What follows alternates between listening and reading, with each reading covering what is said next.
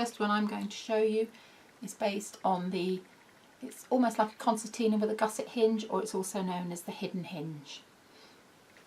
Let's take a piece of cardstock and fit it into our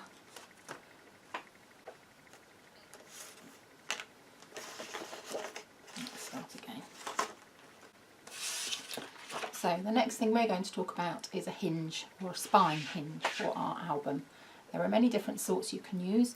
The one I'm going to teach you now is based on a concertina with a gusset format, but it's also known as the hidden hinge. So you take your cardstock. It's very important that you butt it right up to the edge of your scoreboard, and I'm using a scoreboard that's great. It's imperial measurements and it's graduated in 1/8 of an inch.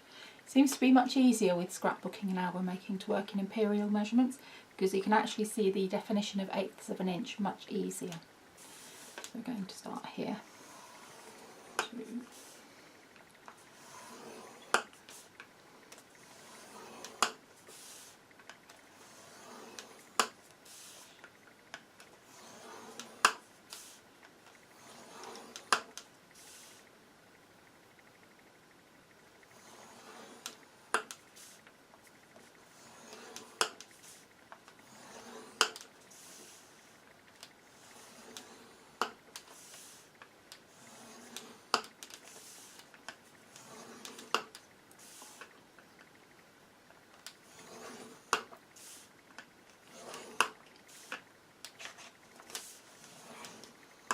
And that's the panel scored.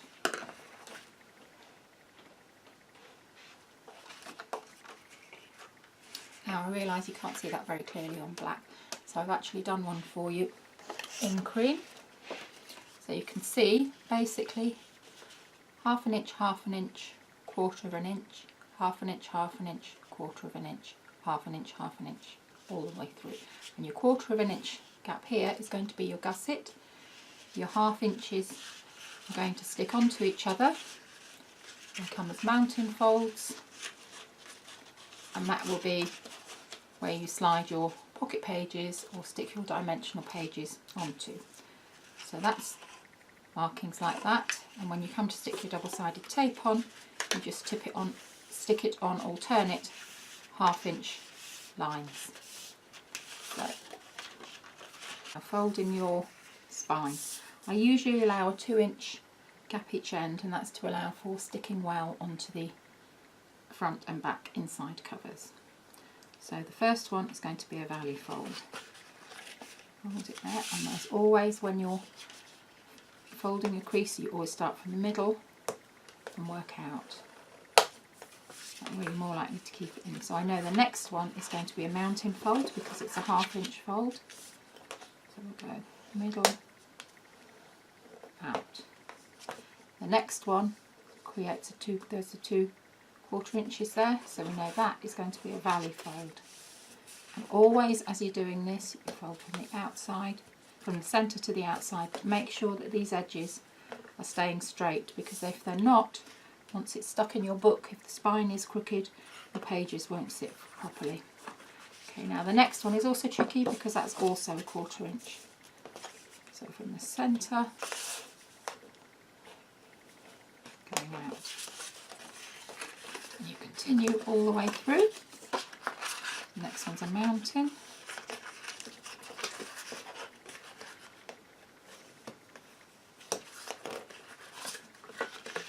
And that will be a mountain. And it's much easier to fold before you stick your tape on. I find it easy. Other people find it easier to do it the other way, but I just find it easier to do it this way. So we're still folding. As you can see, we're now on a 1/4 inch. Go there to there. We have another 1/4 inch. Go there to there, and you can see the side is still nice and straight. Fold it back. 1/2 inch fold now. Fold. Fold.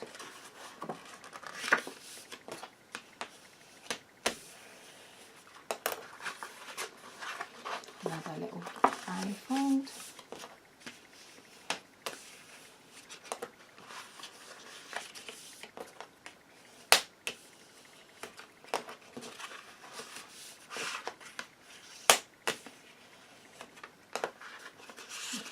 So that is your finished spine before it's stuck. And I can show you on here, just in case you weren't clear, the layout here. And here's how your spine was folded. Valley, mountain, valley, valley, mountain, valley, valley. Next we're going to stick on our double-sided tape, because we need to stick the 2 1/2-inch strips together to create a solid spine flap or hinge flap, and you can stick your pages onto that. So we'll do that now.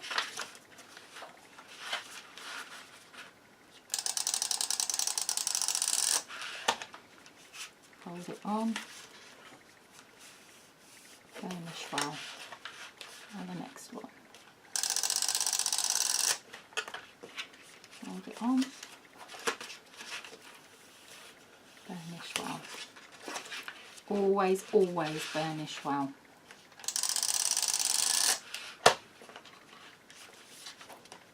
And you can see also you're getting a nice even 1/4 inch gusset there.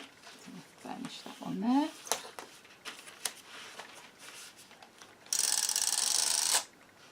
Whoops, gone a bit screwy first, so we'll just put a bit more on. It's important these are stuck well together. That's that one. And the last one.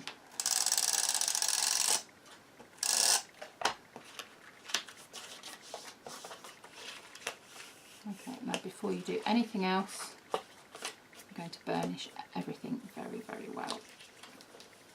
And you take your time doing this.